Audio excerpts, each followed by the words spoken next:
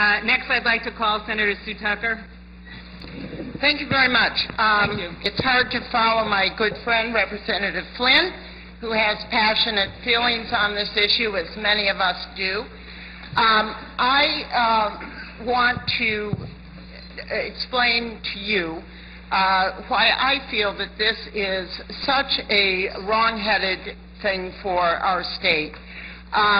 First of all, it's the worst possible time we could be considering casino gambling, because casinos all over the country are going bankrupt, and Foxwoods is in debt to the tune of $2.5 billion, not million, $billion. And every economist I talked to said what we need to get our local economies going are for consumers to spend their money in local businesses. Now, I don't know how it would help our economy to have Massachusetts residents dumping millions down slot machines, which the profit gets shipped out of state, and what it's all about, taking money from the pockets of our working families and making very wealthy people even wealthier. This is a bad economic plan for Massachusetts. Very briefly, predatory gambling does not work as a revenue source. It does not work. If it worked, states that have it in spades would have lower taxes or fewer budget problems than we have in Massachusetts. But in fact, the reverse is true. Connecticut and New Jersey, by every measure, tax their citizens much higher, and they have the same problems that we have. It doesn't work because it costs too much. The proponents throw out the $200 million figure. Start subtracting. We need cost-benefit numbers. We need to know how much the new bureaucracy is going to cost to enforce the new laws that our own Attorney General said we must have before we even consider casinos. Criminal activity laws, wiretapping, money laundering, new laws. Who's going to be hired to audit and oversee all the gambling? It's a very expensive proposition.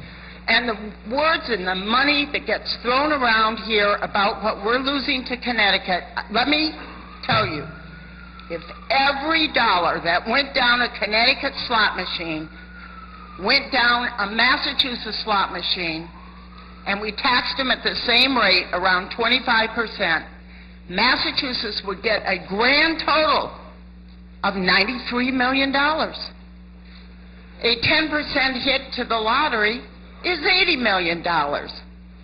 It will cost us at least $30 million to set up a new bureaucracy. You've already spent the money. And we haven't even addressed the addiction problem.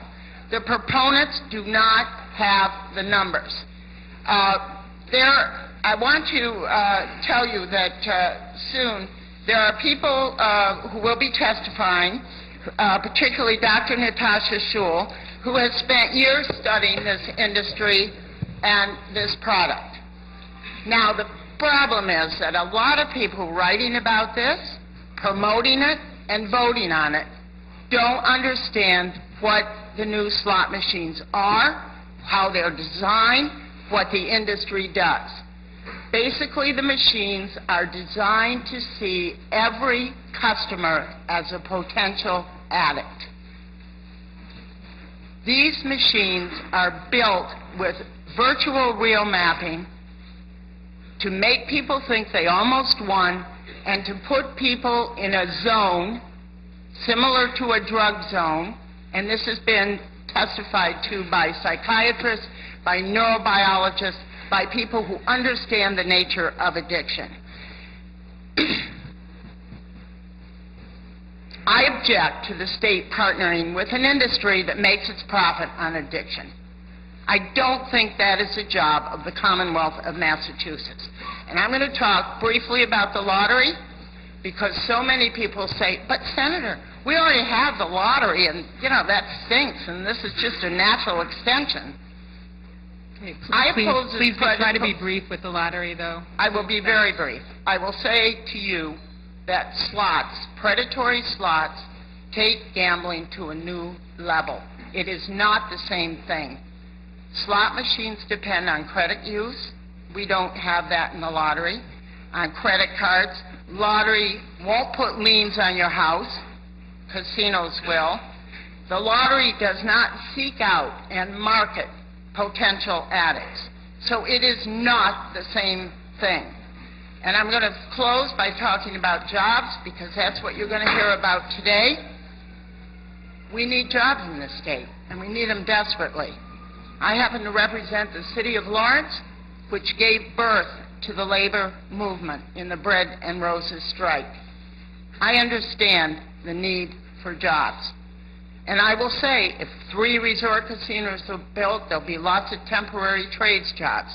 3 resort casinos will not be built, because that would be saturation market, and it won't happen.